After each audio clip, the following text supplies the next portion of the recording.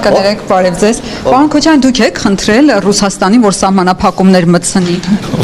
Չէ, նման խնդրանքով հանդես չեք եկել։ Փաշինյանն ինչ ասում, գաղտնի պլանը ձեր բացահայտել է։ Չեմ կարծում, որ մեզ նկատի ուներ գաղտնի պլան ասելով, բայց ամեն դեպքում խոսում է էլի։ 8 տարվա մեջ հետ գնացեք դրանից առաջ էլ ինչքան սուտ ու կեղծիք հա տարածել։ Մեծ հաշվով հիմա նույնն էլ շարունակվում է։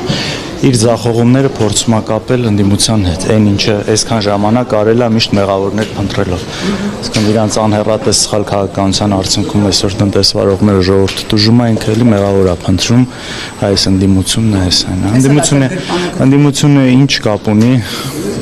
իրանց արած սխալների հետ, իրանց արած հիմարությունների հետ։ Բացահայտեց, ասեց ուզում եք իշխանափոխություն անեք, սոցիալական բունտ հասունացնեք ու գաք կառավարության դեմ բունտ անեք։ Ախր ասելով չէ, էլի մենք բնականաբար այսքան ժամանակ ուզում ենք իրանց հեռացնենք, բայց այն գործողությունները կոնկրետ այդտեղ խոսքը գնում էր Ռուսաստանի վերաբերմունքի մասին, ԵԱՏՄ-ի հետ կապված խնդիրներին, արտահանման հետ կապված խնդիրներին, որ այդ ընդդիմությունը ոնց կարող է կապ ունենալ։ Կոնկրետ իրենց քաղաքականությունն է, իրենց խոսույթն է, լսում եք ինչպես են խոսում Ռուսաստանից, հետո օրենքը ընդունել է ԵՄ-ի հետ կապված, որ իրանք էլ ասում են դա ոչ մի բանի մասին է։ Մնացած քայլերն ու գործողություններն էլ բերել դրան, մենք ինչ կապ ունենք դրա հետ էլ։ Իսկ որ կառավարության ծրագրում Ռուսաստանի հետ գործընկերային հարաբերությունները վերափոխելու է, դա ուր է տանելու։ Հասկանում եք, կարելի է շատ սիրուն բաներ գրել, բայց ավելի կարևորն է նա, թե դու ինչ ես անում այդ ուղղությամբ, ինչ քայլեր ես ձեռնարկում այդ ուղղությամբ։ Հիմա նույնիսկ ժամանակին էլ ասել է Արցախը Հայաստանը եւ վերջ, բայց արած քայլերը ինչի մասին էին։ Այսօր ասել եմ, բայց դրանով թակարդից է դուրս բերել եւ դրանով վարագույրներն է այսպես բացարել։ Դե գիտեք, միշտ էլ եմ, որ ինչ են իրանք անում, իրանց պատճառով, իրանց զախողումների,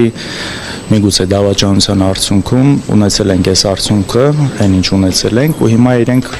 կանգնում են փաստորեն ամբողջ իրենց այդ զախողում փորձում են կապել նրա հետ, որ իրենք սխալ էին ու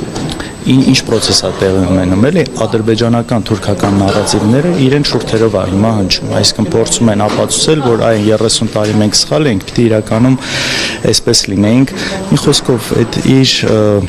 արդարացումների շղթային մի մասն է կազմում այս խոսույթը։ Դա։ Իսկ վեհափառի հետ կապված, որ ասաց կաթողիկոսի հետ կապված, որ Արցախի հարցում այսպես հետամուտ լինելն էր փաստորեն սրանով չբացեց մի քիչ փակագծերը։ Թե ինչի է այս արշավը եկեղեցու դեմ, հա, իհարկե նաև դա է, որովհետև եկեղեցին են կառույցն է, որը չի ենթարկվում ու նաև սահմանադրությամբ ամրագրված է, որ անկախ իշխանություններին չի ենթարկվում ու կա ինչ-որ այսպես կառույց, ինստիտուտ, որը